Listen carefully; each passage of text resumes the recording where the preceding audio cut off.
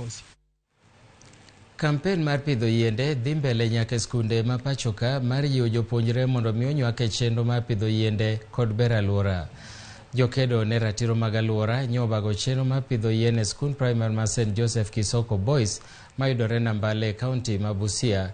Kaunti no nitiere gata malo 7.8 mar bunge ka jokanyo geto mar kwako aluora kod atamalo 10 mar bunge.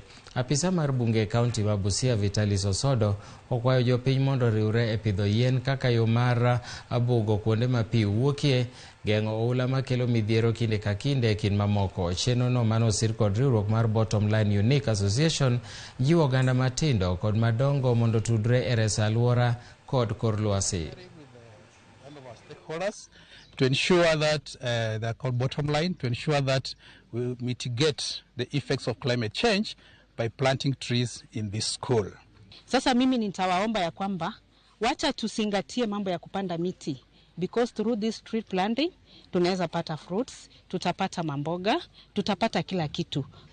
We are partnering with all county commissioners, all regional commissioners, all county governments to ensure these drives goes as planned, and we need to reach out a target of over 50% in every county. We want to believe that you have brought everything to the bottom of it, because the children are the true ambassadors of all the information, and children do learn more by a practical approach.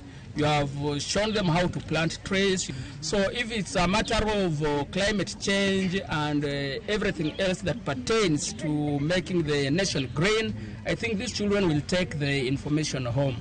The trees, for us, for example, we're able to have open-air classrooms, whereby when offering lessons like art and craft, then comfortably young ones will be at the shades as they learn. Jagoro Mongi Rore Migago